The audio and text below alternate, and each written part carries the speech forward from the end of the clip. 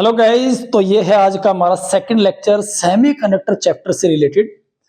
आज इस लेक्चर के अंदर हम क्या क्या करने वाले हैं गाइस। एक तो एनर्जी लेवल्स स्टडी करने वाले हैं और दूसरा सेमीकंडक्टर, कंडक्टर और इंसुलेटर का डिफरेंस स्टडी करने वाले हैं on the basis of energy band level, जो कि बहुत इंपॉर्टेंट क्वेश्चन है और फ्रीक्वेंटली बोर्ड्स में आता रहता है। तो चलिए डिस्कस करते हैं।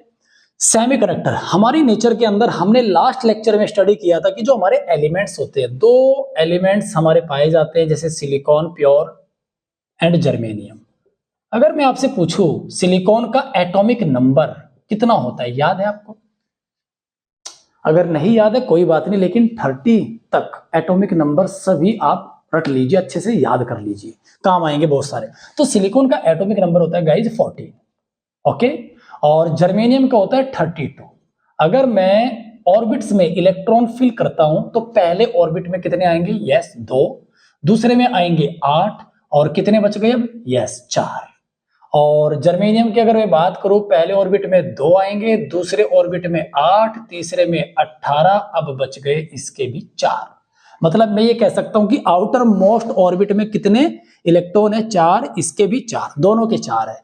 इलेक्ट्रॉनिक कॉन्फ़िगरेशन करते हैं, s level, p level check करेंगे इनका कितना फिल है, कौन कौन सा ऑर्बिट। तो सिलिकॉन का देखते हैं, तो इसमें क्या आएगा? 1s2, 2s2, 2p6,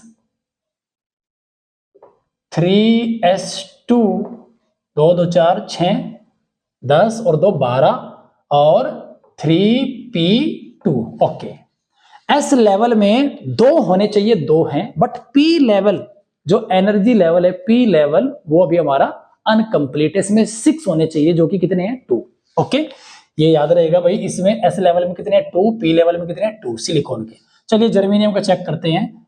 1s2, 2s2, 2p6, 3s2, 3p6, 4s2, now 3d10 and 4p2। Check कर लीजिए, कंप्लीट हो चुका है हमारा एस लेवल। फोर्थ ऑर्बिट का जो एस लेवल है उसमें 2 होने चाहिए, 2 हैं, बट पी लेवल में 6 होने चाहिए, इसमें भी कितने हैं? 2। तो दोनों में क्या है? दोनों में समानता दिखाई दे रही है आपको। इसका भी एस लेवल लास्ट वाला जो ऑर्बिट है उसमें एस लेवल के 2 इलेक्ट्रॉन है, इसमें भी एस लेवल के 2 है, पी लेवल में 2 है, पी लेवल में 2 है। एनर्जी लेवल होते हैं। चलिए बात करते हैं। देखिए सिलिकॉन की अगर मैं बात करूं, ये सिलिकॉन है मेरा, इसका पहला ऑर्बिट, कितने इलेक्ट्रॉन है? 2। दूसरे ऑर्बिट में भैया 8, 1 2 3 4 5 6 7 8 पूरे हैं। और तीसरा जो ऑर्बिट है ना, इसका मतलब समझा रहा हूं मैं तुम्हें क्या है। तीसरे ऑर्बिट में है भैया 4, 1 2 3 4। ये जो 4 इलेक्ट्रॉन है आउटर मोस्ट ऑर्बिट में, इस ऑर्बिट को कहते हैं गाइज वैलेंस ऑर्बिट। सबसे बाहर वाला जो ऑर्बिट होता है उसे वैलेंस ऑर्बिट कहते हैं। और एटम इसी वैलेंस ऑर्बिट के अंदर जो इलेक्ट्रॉन है, इन्हीं की हेल्प से बॉन्डिंग करता है, शेयरिंग, जो भी कुछ करना है ना, इनके सहायता से करता है, इनकी हेल्प से करता है एटम। जो भी कुछ करना है, जाएंगे तो ये जाएंगे, आएंगे तो यहां पे आएगा, जो भी कुछ आना जाना है। ठीक है गाइज। अब ये जो 4 इलेक्ट्रॉन है, इन 4 इलेक्ट्रॉनों की जो एनर्जी है वो इन सब से ज्यादा है, क्योंकि जैसे जैसे आपका इलेक्ट्रॉन न्यूक्लियस से दूर होता जाएगा, ऑर्बिट बढ़ता जाएगा, तो एनर्जी का लेवल भी उसका बढ़ता जाता है। एटम एंड न्यूक्लियर वाले चैप्टर में आपने पढ़ा होगा। ओके, नाउ ये जो 4 इलेक्ट्रॉन है, इन 4 में से 2 के पास, ये क्या कहना चाह रहा है भाई साहब? ये कहना चाह रहा है कि 2 के पास, इन 4 की बात कर रहे हैं, इन 4 में से 2 के पास एस लेवल की एनर्जी है और 2 के पास है पी लेवल की। पी लेवल की 6 के पास हो सकती थी, बट है 2 के पास। ओके, मतलब पी मेरा अनकंप्लीट है, एस मेरा फिल है। अगर मैं ध्यान दे, अगर मैं एक क्रिस्टल लेता हूं सिलिकॉन से बना हुआ, सिलिकॉन का एटम है, इसमें कितने एटम है सिलिकॉन के? मान लेते हैं भाई n एटम है। कितने एटम है? n। तो एनर्जी स्टेट की अगर बात करें तो कितने एनर्जी स्टेट हुए? n एटम है। हर एक एटम में 4 इलेक्ट्रॉन एस लेवल के और पी लेवल दोनों के मिला के हैं। 4 इलेक्ट्रॉन आउटर मोस्ट ऑर्बिट में। तो आउटर मोस्ट ऑर्बिट में एक के पास 4 है, तो n के पास कितने हुए? n के पास हुए 4n। ठीक है जी। अब इन 4n में से 2n के पास s लेवल की एनर्जी है और 2n इलेक्ट्रॉन्स के पास है p लेवल की। s लेवल तो मेरा कंप्लीट है, लेकिन p लेवल में 6n हो सकते थे, बट है 2n। अब देखिए ये तो अभी पास पास रखे हैं बिल्कुल सटा के। ये जो एटम है ये बिल्कुल जैसे एक ट्रे होती है ना मिठाई की दुकान पे, ट्रे में लड्डू रखे होते हैं मिला मिला के, ये ऐसे है। और इनका एनर्जी लेवल इस टाइम पे क्या है, कैसे है, अगर दूर दूर होंगे तो क्या इंपैक्ट आएगा एनर्जी लेवल पे, वो स्टडी करेंगे गाइज। मान लेते हैं दूर दूर है, इनको आप एक्सपैंड कर दीजिए दूर दूर। ओए भाई तू दूर मतलब दूर दूर भेज दीजिए, सबको अलग अलग कर दीजिए। ट्रे के जो लड्डू है उनको दूर दूर भेज दीजिए, 2-2 फुट के गैप पे अलग अलग। अब इनका एनर्जी लेवल चेक करेंगे तो हम क्या देखते हैं कि जब एटम आइसोलेटेड होते हैं, दूर दूर होते हैं, तो उनका एनर्जी लेवल किस तरीके से बिहेव करता है वो देखते हैं। तो ये एस लेवल का मेरा एनर्जी लेवल है और ये पी लेवल का एनर्जी लेवल है। जब ये दूर दूर होते हैं, एक एटम यहां और एक एटम यहां, इतनी दूर दूर, तो इनके इलेक्ट्रॉन आपस में एक दूसरे के इलेक्ट्रॉन को डिस्टर्ब नहीं करते, उनकी एनर्जी को डिस्टर्ब नहीं करते। होता क्या है गाइज, अगर किसी सिलिकॉन की मैं बात करता हूं, सिलिकॉन के पास आउटर मोस्ट ऑर्बिट की मैं बात कर रहा हूं, इनकी मैं बात ही नहीं कर रहा हूं, मैं सिर्फ इनकी बात कर रहा हूं, ये जो इलेक्ट्रॉन है। ओके, अगर ये 4 इलेक्ट्रॉन चक्कर लगा रहे हैं और दूसरा सिलिकॉन का बहुत दूर रखा है एटम, इसके भी ये 4 इलेक्ट्रॉन चक्कर लगा रहे हैं। देखिए होता क्या है, किसी भी इलेक्ट्रॉन के पास ना जो टोटल एनर्जी होती है वो 2 तरह की होती है। एक तो इलेक्ट्रॉन चल रहा है, काइनेटिक एनर्जी है, दूसरा ये न्यूक्लियस से बंधा हुआ भी है इलेक्ट्रोस्टैटिक फोर्स के करके। तो इसलिए इसके पास इलेक्ट्रिक एनर्जी और इलेक्ट्रिक पोटेंशियल एनर्जी भी है और काइनेटिक एनर्जी, और वो दोनों मिला के नेगेटिव में होती है। लास्ट जो एटम एंड न्यूक्लियर चैप्टर है उसमें आपने स्टडी किया होगा। तो इनकी जो टोटल एनर्जी है वो इस टाइम पे दूर दूर है, तो दो के पास है एस लेवल की और 2 के पास क्या है पी लेवल की। अगर मैं सबकी बात करूं तो एस लेवल के कितने होने चाहिए हमारे, yes 2n electron S level के होने चाहिए और 2n ही अवेलेबल है। सीधी सी बात है भाई, एस लेवल के 2n हो सकते हैं देखो, और 2n हमारे पास अवेलेबल है। एस लेवल की एनर्जी 2n इलेक्ट्रॉनों के पास है। पी लेवल में होने कितने चाहिए 6n, बट है कितने 2n। भाई 2n के पास पी लेवल की है और 2n के पास एस लेवल की। एस लेवल के 2n ही हो सकते थे, 2n पूरे हैं। पी लेवल के है तो 2n, बट हो कितने सकते थे 6n। सीधी सी बात, ये एनर्जी लेवल है। एनर्जी को हम हाइट में मापते हैं। किस में मापते हैं गाइज, हाइट में। चलिए थोड़ा सा रास्ता तैयार करते हैं अब आगे का। अब होता क्या है, मैं इन एटम्स को जो दूर दूर रखे हैं इनको थोड़ा पास पास लेकर आने वाला हूं। अब फिर देखते हैं क्या होता है। अभी कहां है, ये दूर दूर है। एनर्जी का लेवल हाइट में मेजर कर रहे हैं, एनर्जी इस लेवल की, एनर्जी इस लेवल की, इस लेवल की, इस लेवल। तो ये लेवल है मेरा एस और ये लेवल है मेरा पी। अभी दूर दूर एटम है और 2n इलेक्ट्रॉनों के पास, ये दूर दूर रखे हैं बेचारे, 2n के पास एस लेवल की है, 2n के पास पी लेवल। अब मैं थोड़ा इनको नजदीक लेकर आता हूं तो मैं क्या देखता हूं गाइज, हम कुछ इस तरीके का नजारा देखते हैं।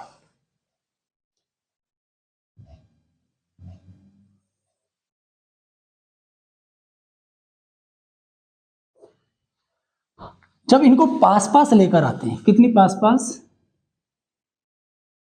ये देखिए आप, और नजदीक लेकर आ गए। जैसे ही नजदीक लेकर आए तो इनके इलेक्ट्रॉन एक दूसरे को रिपेल करेंगे। इसका न्यूक्लियस जिस पे प्लस चार्ज है, पॉजिटिव चार्ज है, वो इसके इलेक्ट्रॉनों को अट्रैक्ट करेगा, इसके इलेक्ट्रॉन इसके इलेक्ट्रॉनों को रिपेल करेंगे। मतलब कहने का ये कि एक दूसरे की एनर्जी को ये क्या करने वाले हैं, डिस्टर्ब करने वाले हैं। और डिस्टर्ब करने के बाद हम क्या देखते हैं कि जो 2n के पास s लेवल की एनर्जी थी, अब उन 2n में से किसी के पास, कुछ के पास इस लेवल की एनर्जी, कुछ के पास इस लेवल की, कुछ के पास ये, कुछ के पास ये, मतलब ये जो 2n s लेवल के पहले फिक्स थे, अब ये फिक्स नहीं मिलते, इनमें से किसी की एनर्जी s लेवल से नीचे पहुंच गई और किसी की s लेवल से थोड़ी सी ऊपर पहुंच गई। ये बात ये बोलना चाह रहा है। नाउ ये जो p लेवल की एनर्जी थी 2n के पास, इनमें से भी कुछ के पास इस लेवल की एनर्जी, कुछ के पास ये, कुछ के पास ये, कुछ के पास ये, कुछ के पास ये, मतलब 2n इलेक्ट्रॉनों में की जो टोटल एनर्जी पहले फिक्स थी p, अब वो p ना होके किसी की p से नीचे आ गई, किसी की p से लेवल से ऊपर पहुंच गई। एनर्जी लेवल की बात कर रहे हैं। कब? जब एटम पास पास आए।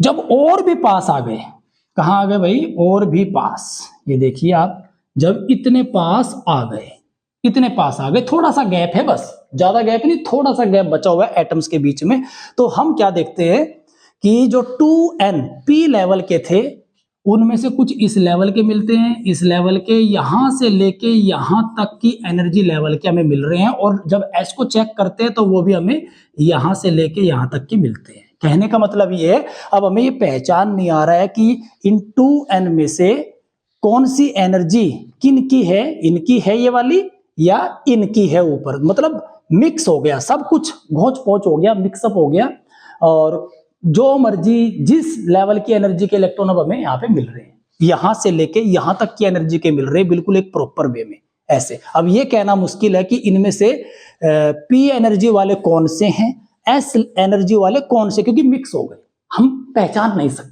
लेकिन जब एक्चुअल स्पेस होता है एटम्स के बीच में, कौन सा एक्चुअल स्पेस? ये वाला एक्चुअल स्पेस, जब ये ऐसे सट के रखे होते हैं मिलके, तो हम क्या देखते हैं कि 4n इलेक्ट्रॉन, टोटल कितने थे? 4n इलेक्ट्रॉन थे। एक में 4 होते हैं, तो इस पूरे क्रिस्टल में कितने एटम थे? n। तो इसमें टोटल कितने इलेक्ट्रॉन अवेलेबल थे? 4n इलेक्ट्रॉन अवेलेबल थे। अब हम ये देख पाते हैं कि जब बिल्कुल एक्चुअल स्पेसिंग पे आ जाते हैं एटम्स, तो 4n इलेक्ट्रॉनों में से किसी की एनर्जी इस लेवल की होती है, किसी की इस लेवल की, इस लेवल की, इस लेवल की, इस लेवल की। ये एनर्जी का लेवल है, और ये 0 केल्विन टेम्परेचर पे हमें मिल रहा है। 0 केल्विन टेम्परेचर पे 4n इलेक्ट्रॉनों की जो एनर्जी थी, किसी की इस लेवल की, किसी की इसकी, यहां से लेके यहां तक, ना इससे ऊपर मिलता कोई, ना इससे नीचे मिलता। अब देखते हैं 0 केल्विन पे हो क्या रहा है।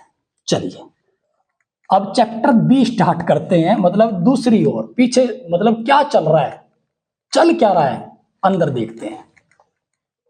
सिलिकॉन का जब क्रिस्टल बनता है ना गाइस, मान लेते हैं सिलिकॉन है, इसके आउटर मोस्ट ऑर्बिट में 4 इलेक्ट्रॉन, ये दूसरा सिलिकॉन, इसके भी आउटर मोस्ट ऑर्बिट में ये 4 इलेक्ट्रॉन, इसके भी भाई 4 इलेक्ट्रॉन, और इसका जो पड़ोसी है इसके भी आउटर मोस्ट ऑर्बिट में 4 है, सब अपने 4-4 लेके बैठे हैं। ऑक्टेट किसी का पूरा नहीं है, लेकिन ये आपस में सलाह कर लेते हैं और एक एक इलेक्ट्रॉन की शेयरिंग करके वैलेंस बैंड बनाते हैं, कोवेलेंट बॉन्ड जिसको बोलते हैं। ये देखिए, ये ऐसे क्रिस्टल होता है।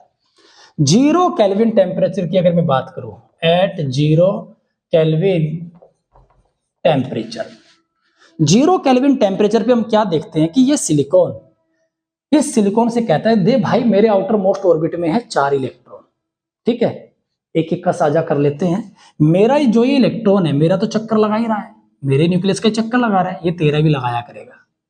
इसकी बात समझ में आती है, कहता ठीक है भाई, मैं भी अपने एक इलेक्ट्रॉन को बोलता हूं ये मेरा चक्कर लगाता है, ये तेरा भी लगाया करेगा। तो क्या होता है, इनके बीच में एक एक इलेक्ट्रॉन का साझा हो जाता है, और इसे बोलते हैं भाई इनके बीच में कोवेलेंट बॉन्ड डेवलप हो गया। एक एक इलेक्ट्रॉन को इन्होंने साझा कर लिया, कितने हो गए? 5। सेम इसी तरीके से ये एक एक का साझा, इसके साथ इसका एक इलेक्ट्रॉन इसका भी चक्कर लगाएगा भाई इस तरीके से, और इसका भी चक्कर लगाएगा, इसके साथ भी सेम ऐसे ही करता है भाई, मेरा एक इलेक्ट्रॉन मेरा तो चक्कर लगा रहा है, तेरा भी लगाएगा, ये भी अपने एक इलेक्ट्रॉन की ड्यूटी लगा देता है इधर, सेम इस पड़ोसी के साथ। चलो भैया, ये चल रहा है, ये खेला चल रहा है, सब बिजी है कोवेलेंट बॉन्ड बनाने में, सबने बॉन्ड बना रखा है। चलिए अब मैं क्या करता हूं, यहां पे इलेक्ट्रिक फील्ड देता हूं। यू नो, जब हम बिजली पास करते हैं किसी चीज से तो हम क्या देते हैं? इलेक्ट्रिक फील्ड देते हैं। बैटरी का कनेक्शन करने का मतलब है इलेक्ट्रिक फील्ड देना वायर में। इस क्रिस्टल से मैं करंट पास करना चाहता हूं, तो मैंने एक तरफ पॉजिटिव एक तरफ नेगेटिव तार जोड़ दी। तार जोड़ने का मतलब है इलेक्ट्रिक फील्ड अप्लाई करना। ये इलेक्ट्रिक फील्ड अब आया, ध्यान से देखते रहना, सावधानी हटी और दुर्घटना घटी। एक एक चीज आपको समझ में आनी चाहिए। इलेक्ट्रिक फील्ड की प्रॉपर्टी होती है, ये इलेक्ट्रॉन्स पे फोर्स लगाता है अपने अपोजिट डायरेक्शन में। इलेक्ट्रिक फील्ड क्या करता है? इलेक्ट्रॉन्स पे फोर्स लगाता है अपने अपोजिट डायरेक्शन में। अब ये इलेक्ट्रिक फील्ड ने हिम्मत की इन पे फोर्स लगाने की, बट इनमें से कोई नहीं हिला। ये इलेक्ट्रिक फील्ड ने बात की, किससे बात की? इन सभी इलेक्ट्रॉनों से जो आउटर मोस्ट ऑर्बिट में चक्कर लगा रहे हैं। क्या कहता है? भाई चलोगे कोई सा, मैं आ गया हूं, मैं तुम पे फोर्स लगा रहा हूं, बुला रहा हूं, चलोगे? ये कहते हैं नहीं भाई हम तो बिजी है। कहाँ बिजी है भाई? हमारे पिताजी ने ड्यूटी लगा रखी है चाचा ताऊओं का चक्कर लगाने की, हमारे पास टाइम नहीं है, हम नहीं जाएंगे। कहने का मतलब कोई भी इलेक्ट्रॉन इलेक्ट्रिक फील्ड देने के बाद कोई इलेक्ट्रॉन फ्री नहीं हुआ, है ही नहीं कंडक्ट करने के लिए, तो इसलिए इलेक्ट्रिसिटी पास हो ही नहीं पाती, क्योंकि कोई फ्री इलेक्ट्रॉन है ही नहीं। 0 केल्विन टेम्परेचर पे प्योर सेमीकंडक्टर के अंदर कोई फ्री इलेक्ट्रॉन नहीं होता। और इनकी जब मैं एनर्जी चेक करता हूं, इन सभी इलेक्ट्रॉनों की एनर्जी किसी की इस लेवल की है, किसी की इस लेवल की, किसी की इस लेवल की, किसी की इस लेवल की। तो ये क्या कर रहे हैं? वैलेंस बॉन्ड बना रहे हैं, फ्री नहीं है, इलेक्ट्रिसिटी को कंडक्ट नहीं कर सकते। तो इनकी एनर्जी के इस बैंड को, जो ये बैंड हमने मिले, इसका हमने नाम रख दिया वैलेंस बैंड। सीधी सी बात, ठीक है गाइज। अब इसके बाद जैसे मैंने थोड़ी सी हीट दी, रूम टेम्परेचर पे इसको रखा, एट रूम टेम्परेचर थोड़ी सी गर्मी दी, तो रूम टेम्परेचर पे अब क्या होता है वो देखते हैं। एट रूम टेम्परेचर, अब रूम टेम्परेचर कितना होता है? लगभग 300 केल्विन, 300 केल्विन के आसपास होता है। 300 केल्विन पे जैसे मैंने इसे रखा, तो ये इलेक्ट्रॉन जो चक्कर लगा रहे थे आपस में, तुरंत इसकी समझ में क्या आता? भाई थोड़ी सी एनर्जी मिली, थोड़ी सी गर्मी मिली। जैसे ही थोड़ी सी गर्मी से मिली, ये क्या करता है? अपने एटम को छोड़कर भाग जाता है। भाग गया, ड्यूटी से मुक्त। ठीक, बेचारा थक चुका था चक्कर लगा लगा के। इसे कहते हैं फ्री इलेक्ट्रॉन। फ्री इलेक्ट्रॉन, ये वाला जो इलेक्ट्रॉन है फ्री। अब जहां से ये गया, इसकी जगह पे क्या पैदा हो गया? एक होल क्रिएट हो गया। ये इसे क्या बोलेंगे? Hole. Okay, very nice, hole create हो गया भाई। अब किसी और एटम के भी दिमाग में आया, अब जैसे ये होल हुआ, होल क्या होता है? एक्चुअल में एक वैकेंट प्लेस होता है, वैकेंट प्लेस जहां से इलेक्ट्रॉन गया है। इलेक्ट्रॉन की खाली जगह को होल कहते हैं। जिस एटम को इलेक्ट्रॉन छोड़ के जाता है, उस एटम पे एक पॉजिटिविटी आ जाती है, क्योंकि वो इलेक्ट्रॉन उसके पास कम है। इलेक्ट्रॉन की डिफिशियंसी कह सकते हैं आप इसको, कि इस एटम के पास एक इलेक्ट्रॉन की डिफिशियंसी, एक जगह खाली है। इसी खाली जगह का नाम है होल। ओके, अब ये क्या करता है? एटम दूसरे का इलेक्ट्रॉन छीन लेता है यहां से। अब अपने आप तो क्या हो गया? न्यूट्रल हो गया, क्योंकि पॉजिटिविटी आ गई थी। और यहां क्या डेवलप हो गया? एक होल क्रिएट हो गया। तो कहने का मतलब ये हुआ कि जो प्योर सेमीकंडक्टर है, रूम टेम्परेचर पे हम जैसे उसको रखते हैं, तो अगर एक इलेक्ट्रॉन फ्री होता है थर्मल एनर्जी की वजह से, तो पूरे क्रिस्टल में एक होल क्रिएट हो जाता है।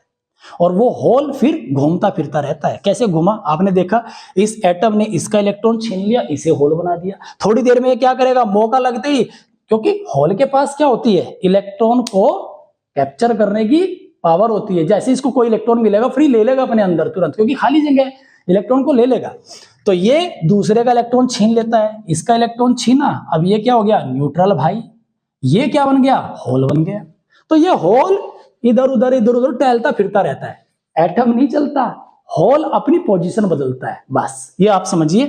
तो हमने क्या देखा कि रूम टेम्परेचर पे ये जो फ्री इलेक्ट्रॉन है, अब इनकी एनर्जी में चेक कर रहा हूं, जितने भी फ्री इलेक्ट्रॉन है उन सबकी जब हम एनर्जी चेक करते हैं, तो वो एनर्जी हमें या तो इस लेवल की मिलती है या इस लेवल की। यहां से लेके यहां तक की एनर्जी के हमें फ्री इलेक्ट्रॉन मिलते हैं। और जब इलेक्ट्रिक फील्ड अप्लाई करते हैं, तो ये फ्री इलेक्ट्रॉन इलेक्ट्रिक फील्ड के अपोजिट डायरेक्शन में चलना शुरू कर देते हैं। मान लीजिए कि यहां से फ्री हो गया और यहां पे भी क्या बन गया भाई? होल। तो ये इलेक्ट्रॉन इधर चलना स्टार्ट करेंगे, फ्री इलेक्ट्रॉन, और होल किधर शिफ्ट होगा? होल इधर शिफ्ट होना स्टार्ट हो जाएगा, इधर शिफ्ट होने स्टार्ट हो जाएगा और करंट चलने लगेगा।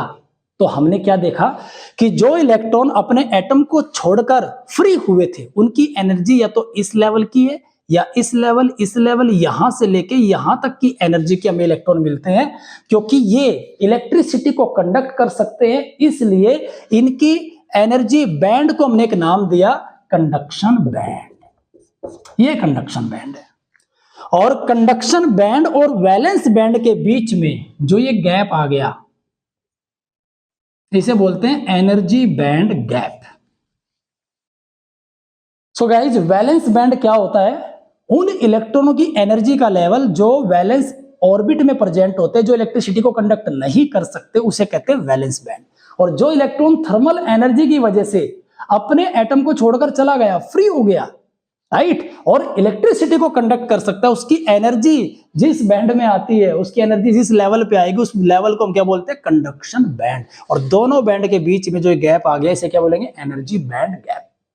चलिए अब एक चीज और देख लेते हैं। अब इसी के बेस पर हम डिफरेंस क्रिएट करेंगे कि ये जो कंडक्टर होते हैं उनका वैलेंस बैंड में क्या इंपॉर्टेंस है, कंडक्शन बैंड कैसा होता है, इंसुलेटर का क्या है, सेमीकंडक्टर क्या क्या है, वो चेक कर लेते हैं।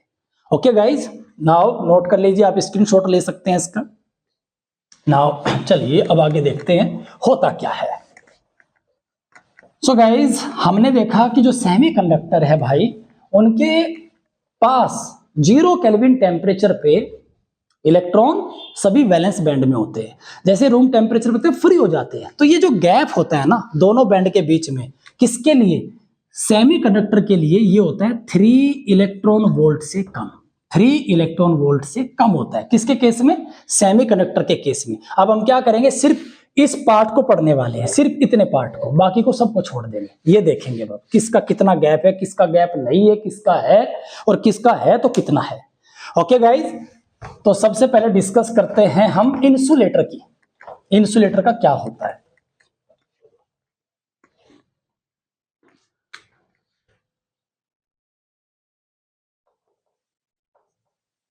इंसुलेटर्स, ये इंसुलेटर के हमने क्या देखा भाई? 0 केल्विन टेम्परेचर पे या रूम टेम्परेचर की अगर हम बात करें, रूम टेम्परेचर की भी अगर बात करें, तो रूम टेम्परेचर पे इंसुलेटर्स के कोई भी इलेक्ट्रॉन फ्री नहीं होता। कोई भी इलेक्ट्रॉन फ्री नहीं होता इंसुलेटर्स के पास, रूम टेम्परेचर पर भी। सेमीकंडक्टर के पास तो थे, लेकिन इंसुलेटर के पास नहीं होता कुछ भी। अगर नहीं होता तो फिर इनके इलेक्ट्रॉन का किस बैंड में होंगे? Yes, all electrons in valence band. सभी इलेक्ट्रॉन इनके कहां होते हैं भाई? वैलेंस बैंड इनका भरा हुआ होता है। ये है वैलेंस बैंड। और कंडक्शन बैंड इनका एम्प्टी है, खाली खाली है। ये कंडक्शन बैंड क्या है भाई? खाली। वैलेंस बैंड फुल है, कंडक्शन बैंड खाली है। अब सवाल ये आता है कि सर क्या हम इनको एनर्जी देके वैलेंस बैंड से कंडक्शन बैंड में नहीं भेज सकते? बिल्कुल भेज सकते हैं, लेकिन ये जाते नहीं। कारण क्या है? जैसे हम इनको एनर्जी देना शुरू करते हैं तो ये कहते हैं कि भाई यहां से यहां जाने में बहुत एनर्जी चाहिए। कितनी? इनके बीच का जो एनर्जी बैंड गैप होता है ना इंसुलेटर्स का, ये 3 इलेक्ट्रॉन वोल्ट से ज्यादा होता है। जैसे मैंने एनर्जी दी तो इलेक्ट्रॉन आपस में डिस्ट्रीब्यूट कर लेते हैं। जब तक एक सफिशिएंट एनर्जी नहीं मिलेगी सभी को, तब तक ये वैलेंस बैंड से कंडक्शन बैंड में नहीं जाएंगे। जैसे मैं एनर्जी देता रहता हूं, ये आपस में डिस्ट्रीब्यूट करते रहते हैं, और इतनी एनर्जी इनको मिले कि वैलेंस बैंड से कंडक्शन बैंड में पहुंचे, उससे पहले ही इन जो मटेरियल होता है इंसुलेटर वो जल जाता है, बर्न हो जाता है। लकड़ी के केस में देखिए, लकड़ी को हम गर्म करते हैं ताकि उसके इलेक्ट्रॉन फ्री हो, कंडक्शन बैंड में पहुंचे, बट कंडक्शन बैंड में पहुंचने से पहले ही वो लकड़ी जल गई बेचारी। प्लास्टिक के केस में प्लास्टिक जल जाती है, पन्नी के केस में पॉलीथीन जल जाती है, रबर जल जाती है, राइट। तो ये सीन होता है। तो 3 बातें याद रखना इंसुलेटर्स की जब हम डिफरेंस बताएंगे। भाई जो इंसुलेटर्स होता है रूम टेम्परेचर पे उनका वैलेंस बैंड क्या होता है? Full, conduction band empty, and energy band gap more than 3 electron volt. बस इतना लिखना है आपने। इसके बाद है भाई सेमीकंडक्टर। कौन है? सेमीकंडक्टर। और सेमीकंडक्टर का देख लेते हैं गाइस। रूम टेम्परेचर की बात करेंगे। अभी आपने देखा था थोड़ी देर पहले कि रूम टेम्परेचर पे कुछ इलेक्ट्रॉन वैलेंस बैंड में तो थे, बट कुछ फ्री हो गए थे, और जो फ्री हो गए थे उनकी जगह पे क्या बन गया था? होल क्रिएट हो गए थे। ओके, ये होल भी क्रिएट हो गए और वो फ्री हो गए, कहां पहुंच गए? यस, कंडक्शन बैंड में पहुंच गए थे भाई। फ्री होने के बाद उनकी एनर्जी का लेवल कहां पहुंच गया? Conduction band. कितने होल है? 1 2 3 4 5, तो 5 इलेक्ट्रॉन कहां गए? कंडक्शन बैंड में। ये कंडक्शन बैंड में आ गए जंप करके, राइट। ये इनका वैलेंस बैंड और ये इनका कंडक्शन बैंड। और एनर्जी बैंड गैप कितना होता है? अभी बताया था थोड़ी देर पहले, एनर्जी बैंड गैप होता है इनका 3 इलेक्ट्रॉन वोल्ट से कम। ये सेमीकंडक्टर है। तो क्या लिखेंगे सेमीकंडक्टर के बारे में? एट रूम टेम्परेचर इनका वैलेंस बैंड में पार्शियली फिल्ड, आधा भरा हुआ होता है, मतलब आधे में इलेक्ट्रॉन होते हैं। इलेक्ट्रॉन के साथ साथ होल भी आप लिख सकते हो भाई, वैलेंस बैंड में होल भी होते हैं और इलेक्ट्रॉन भी। पार्शियली फिल्ड लिख देना आप। Conduction band partially filled. Energy band gap कितना? Less than 3 electron volt. Energy band gap 3 electron volt से कम होता है। ये हमारे सेमीकंडक्टर एनर्जी बैंड गैप के आधार पे। और इसके बाद बात करते हैं कंडक्टर्स की। कंडक्टर तो महान है भाई, उनके पास क्या होता है देखते हैं आप। ये उनका वैलेंस बैंड है, ये क्या है? Valence band. अब वैलेंस बैंड में हम क्या देखते हैं? वैसे तो भरा हुआ है, बहुत सारे इलेक्ट्रॉन ऐसे जिनकी एनर्जी का लेवल ये वैलेंस लेवल का है, ये एनर्जी लेवल है। लेकिन हम क्या देखते हैं? कुछ इलेक्ट्रॉन ऐसे हैं जो जिनके पास ये एनर्जी लेवल है ऊपर वाला, यहां से लेके यहां से ऊपर ऊपर। अब ये क्या कर रहे हैं? ये अपने न्यूक्लियस का चक्कर तो लगा रहे हैं, लेकिन जैसे ही इलेक्ट्रिक फील्ड हम अप्लाई करते हैं तो अपने एटम को छोड़कर इलेक्ट्रिक फील्ड के साथ क्या करना शुरू कर देते हैं? फ्लो होना स्टार्ट हो जाते हैं अपोजिट डायरेक्शन। ये इलेक्ट्रॉन दोगला व्यवहार कर रहे हैं। इलेक्ट्रिक फील्ड नहीं है तो चक्कर लगा रहे हैं, इलेक्ट्रिक फील्ड आते ही सरक लेते हैं। तो दोनों काम कर रहे हैं, वैलेंसी का भी काम कर रहे हैं, राइट, वैलेंसी का भी काम कर रहे हैं और कंडक्शन का भी काम कर रहे हैं। तो क्या बोले? दोनों बोलेंगे इनको। तो दोनों क्या कर रहे हैं? ये वाले इलेक्ट्रॉन ऊपर ऊपर वाले जिनका एनर्जी लेवल अच्छे लेवल का होता है, तो हम क्या देखते हैं? ये हमारा यहां से लेके यहां तक क्या है? Valence band. और ऊपर इसमें क्या होते हैं भाई? इलेक्ट्रॉन भी होते हैं। ये हमारा क्या है? Conduction band. कंडक्शन बैंड में अगर कुछ इलेक्ट्रॉन है तो यहाँ पे क्या होंगे? कुछ होल भी मिलेंगे, क्योंकि फ्री होके तो गए हैं ना। यस, तो यहां से यहां तक ये क्या है? हमारा कंडक्शन बैंड। अब यहां से यहां तक कंडक्शन, यहां से यहां तक वैलेंस, तो ये क्या है? इतना, इसे कहते हैं ओवरलैपिंग। तो कंडक्टर के केस में कंडक्शन बैंड और वैलेंस बैंड आपस में क्या होते हैं? एक दूसरे के ऊपर ओवरलैप्ड होते हैं, मतलब इनमें एनर्जी बैंड गैप होता ही नहीं। तो क्या लिखेंगे? 3 बात। जो कंडक्टर्स होते हैं उनका वैलेंस बैंड क्या होता है भाई? पार्शियली फील्ड है, ठीक है। कुछ कंडक्शन में गए, कंडक्शन बैंड भी क्या है? Partially filled. वैलेंस बैंड भी पार्शियली फील्ड। और conduction band and valence band overlapped on each other, there is no energy band gap. ये जो था ना एनर्जी बैंड गैप, इनके बीच में होता ही नहीं। तो ये 3 बात आपने इनके बारे में मेंशन करनी है। और ये डायग्राम बहुत इंपॉर्टेंट है, डायग्राम बनाने हैं जब आप डिफरेंस लिखेंगे, तो तभी जाके नंबर मिलते हैं। अगर क्वेश्चन ये आ गया ना, what is difference between conductor, insulator and semiconductor on the basis, explain on the basis of energy band gap, तो ये लिख के मत आना कि conductor those materials whose resistivity is low and conductivity is high. ये नहीं लिखना है भाई, ये एक्सप्लेन करना है इस तरीके से। उस पर नंबर नहीं मिलने वाले, फिर आप क्या कहेंगे? जी मैं तो लिख के आया था, नंबर नहीं मिले। नंबर भाई इस चीज पे मिलने वाले हैं। तो ये आज के लेक्चर में हम यहीं तक स्टडी करेंगे। कल हम अगले लेक्चर में, आज ही निपटा देते कल का क्या, अगले ही लेक्चर में हम डिस्कस करने वाले हैं गाइस इंट्रिंसिक सेमीकंडक्टर क्या होते हैं, वो किस तरीके से वर्क करते हैं। और उससे अगले में एक्सट्रिंसिक सेमीकंडक्टर। अगले 4 से 5 लेक्चर में पूरा चैप्टर फिनिश हो जाएगा। एक एक चीज के आप नोट्स बनाने हैं, वीडियो पॉज करके आप डायग्राम बना सकते हैं, कोई दिक्कत नहीं। चलिए मिलते हैं नेक्स्ट लेक्चर में।